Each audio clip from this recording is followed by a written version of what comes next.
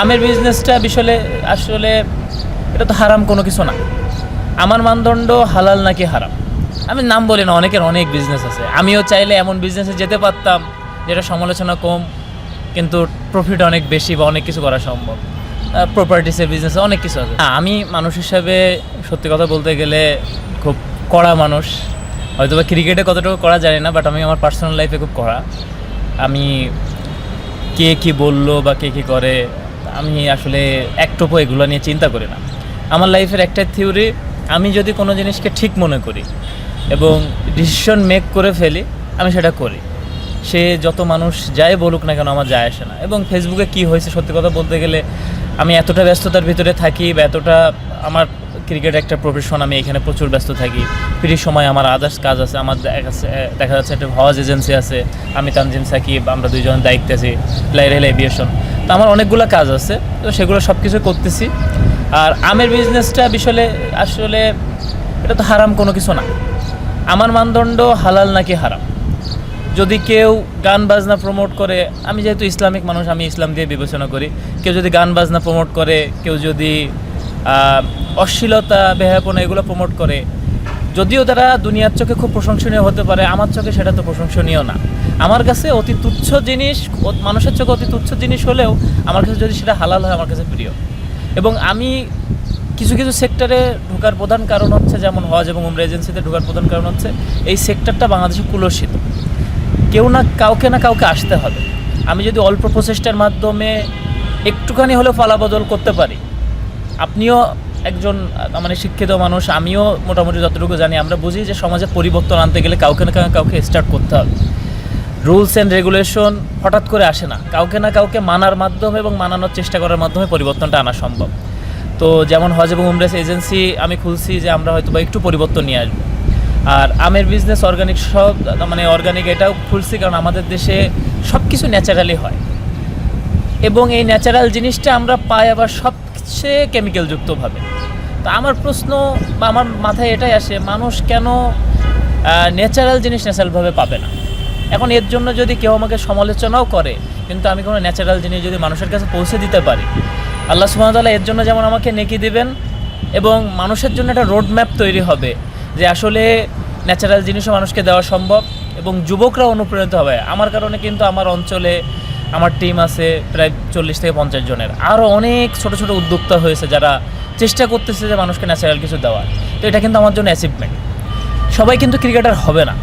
আমি যেমন ক্রিকেট ফিল্ডে আছি, যারা আমাকে দিয়ে ক্রিকেটার হচ্ছে এটা একটা আদাবি, কিন্তু সবাই কিন্তু ক্রিকেটার হবে না। আদার্স প্রফেশনেরও মানুষ আছে, তাদেরকেও যদি সেরাটা দিতে পারে আমরা বাংলাদেশটাকে একটা সুন্দর দেশ হিসেবে তৈরি করতে পারবো।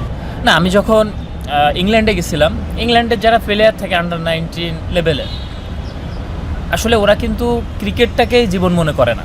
আমি ওদের কথা বলতেছি। আমি জিজ্ঞাসা করলাম যে তুমি তো ক্রিকেট খেলতেছো, ক্রিকেট না হলে কী হবে?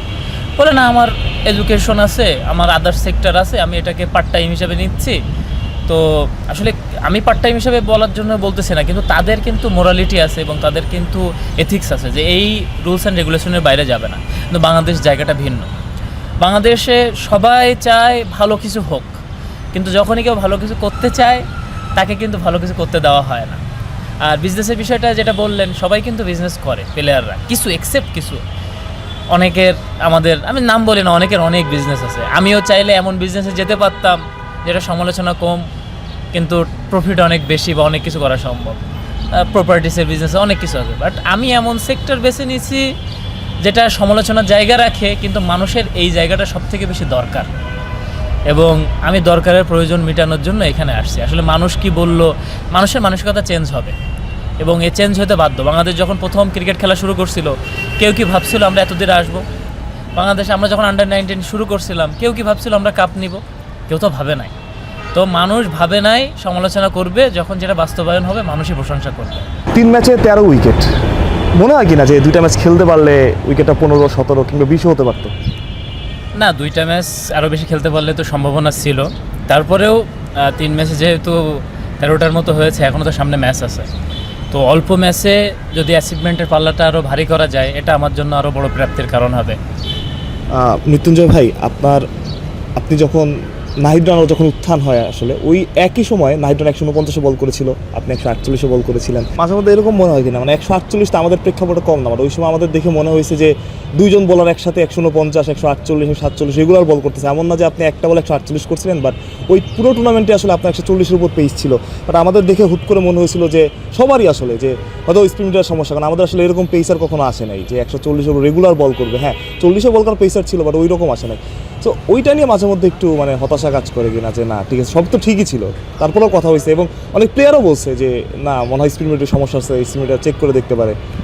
না আসলে আমরা বাংলাদেশের কিছু প্রবলেম আছে।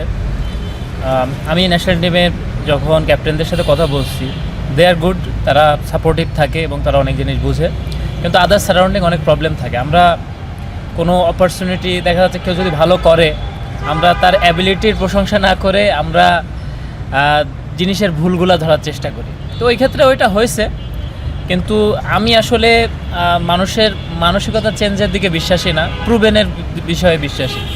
যেহেতু ওইটা প্রুভেন হয়েছে, এখন আমাকে প্রমাণ করতে হবে যে আসলে আমি অত জোরে বল করতে পারি বা ভালো বলার, তাহলে হয়তো ভালো কিছু হবে। আপনার প্রথম আমি একটা ইন্টারভিউ করেছিলাম জ্যাকি স্যারের, উনি পৃথিবীতে নাই। উনি আপনার খুব প্রশংসা করেছিলেন এবং বলেছিলেন যে আমরা মৃত্যুঞ্জয়কে সবসময় 30 ইয়ার্ডের মধ্যে ফিল্ডিং করাই, যাতে ওর মাথাটাও খুব ভালো বোলিংয়ের সাথে, যাতে ওর ক্যাপ্টেনকে একটু টিপস দিতে পারে। স্যারের মৃত্যুর খবরটা যখন শুনলেন আসলে তখন কোথায় ছিলেন আর তখন আসলে ফিলিংসটা কেমন হয়েছিল? না, স্যারের মৃত্যুর খবর যখন শুনছিলাম, আমরাও তো বিপিএলের ভিতরেই ছিলাম, আমাদের ওই দিন প্র্যাকটিস ছিল মেবি। আসলে এটা একটা খারাপ লাগার বিষয়, কারণ মানুষের মৃত্যু দুইভাবে হয়। এক সাধারণ অবস্থায় মৃত্যু, যে বয়স আসলে একটা বয়সের শেষ সীমানায় মৃত্যু আসে, যেটা অনেক ক্ষেত্রে আমরা স্বাভাবিক মৃত্যু হিসাবে মেনে নিই। কিন্তু একটা মানুষের যখন স্বাভাবিক অবস্থায় দেখি যে বয়স এখনও বেশি হয়নি, তখন যখন মারা যায় এটা কষ্ট লাগে। এবং আসলে ওনার মৃত্যুটাও কষ্ট লেগেছিল এবং এই অনুভবটা হয়েছিল যে আমাদের সবাইকে মারা যেতে হবে। তিনি আমাদের মাঝেই ছিল, আমাদের সাথেই ছিল, সাথে থাকা অবস্থায় মারা গেছে। তো এটা একটু কষ্ট লেগেছিল, শুধু একটু না, ভালোই কষ্ট লেগেছিল, কারণ আমাদের আন্ডার-19 কিন্তু তিনিই আমাদের সাথে ছিল। যাই হোক, মানুষের ভুল ত্রুটি অনেক কিছুই থাকে, তার ওনারও ছিল, আল্লাহ ওনার ভুল ত্রুটিগুলো ক্ষমা করুক। কিন্তু আমাদের সাথে থাকার দরুন আমাদের কিন্তু একটা খুব ভালো সম্পর্ক ছিল, বন্ডিং ছিল। একটা মানুষকে চোখের সামনে দেখে হঠাৎ করে তিনি নাই, এই জিনিসটা আসলে কষ্টের। মৃত্যুঞ্জয় ভাই, নাহিদের কথা বলছিলাম। আসলে নাহিদকে যখন ভালো করতে দেখেন, নিজেরও ভালো লাগা কাজ করে কিনা? না, নাহিদের আসলে ভালো লাগে কাজ করে। বাংলাদেশ পেস বোলার যেই ভালো করতেছে, ওয়ার্ল্ডে কিন্তু এখন বাংলাদেশের পেস বোলারদের খুব ভালো সাফল্য আছে। আর নাহিদের সাথে বিশেষ করে আমাদের আন্ডার-19 ব্যাচের পরে যারা ব্যাচার ছিল তাদের সবার সাথে আমাদের খুব ভালো সম্পর্ক। নাহিদের সাথেও খুব ভালো সম্পর্ক, রিপন মণ্ডল আছে, আমরা কিন্তু খুবই ক্লোজ। তো অন্য ক্ষেত্রে হয় কি, আমি মনে করি অন্য ক্ষেত্রে একজন পেস বোলার ভালো খেললে জেলাসি কাজ করে। আমাদের ভিতরে আমি মনে হয় না, হ্যাঁ ভালো আমাকেও চান্স পেতে হবে এই জিনিসটা থাকে, কিন্তু জেলাসি জিনিসটা নাই আমাদের। ও ভালো করলে আমাদের অ্যাচিভমেন্ট আসে, ভালো লাগে, আরও ভালো করার জন্য আমরা উৎসাহ দিই বা তারাও আমাদেরকে হেল্প করে। এই বন্ডিংটা আমাদের খুব ভালো আছে।